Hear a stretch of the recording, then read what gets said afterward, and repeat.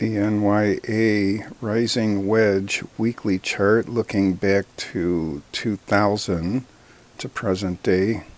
And there's 4 rising wedges, this one here in blue, another one here in blue, another one here in purple, and another small one in blue. And then coming out of the COVID crash, it formed an ascending, broadening wedge pattern. So you could see that here, catching manna from heaven. And then it short-circuited here around the beginning of 22, and now it's formed a descending, broadening wedge with a floor at the bottom of this red uptrend line that forms either a uptrend channel, or it would probably take 20 years to form the rising wedge apex here, so let's call it an uptrend channel.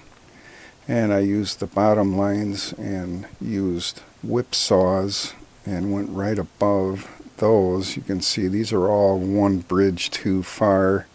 Great financial crisis, Brexit, and here's the Powell take back of the either interest rate cut or roll off, I don't remember, and shot straight up. And then the COVID crash, definitely several bridges too far, so I just connected this line taking into account all the momentum that was almost unstoppable in these huge downdrafts. So there it is. Hopefully that's going to be a floor here. Now we'll look at this chart zoomed in to the extreme and looking at the AD lines for the NYA and the AD line for the stocks only weekly charts. So here we are zoomed in looking back to the COVID crash. You can see the wide berth I gave it to anchor this line at downtrend points. So this one here, even a small whipsaw here, but you can see the descending, broadening wedge pattern here in blue, and then the floor from that bottom of the uptrend channel. And the NYA went under the 200 simple moving average for the daily. We call it the 40 over here in the weekly.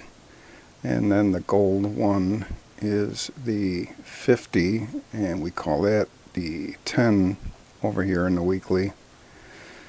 And that's concerning for price, but the AD lines are even more concerning. So you can see I've drawn a floor here going back to about the end of 2022 for the NYAD line, and that has some nice hits. That was a really nice placement on that line, and it definitely broke under it after fighting to stay above it. So I put a floor here around 425,000 for the NYA, only because I could get a couple of hits here. I just couldn't find a couple of hits anywhere decent here or here. So it's like a no man's land down to there. And then the New York stocks only did the same thing, had a nice uptrend line for the AD line. And that has better floors. You can see right here there's one, and even though that really only has one hit here, maybe we can move it up and consider that a whipsaw. Stand by here for a minute. Okay, I moved it up and I like it. I'll take the whipsaw for a couple of real decent hits here. So that's around almost to 142,000, somewhere in the high 141K there.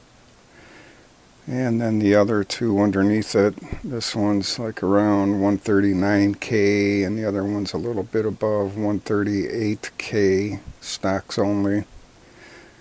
And this is a weekly chart, so maybe there's time to gather itself here for these AD lines and make it right through that crossing right here for the upper descending broadening wedge, and the AD lineup trend right there. I've seen it happen before. Same thing down here.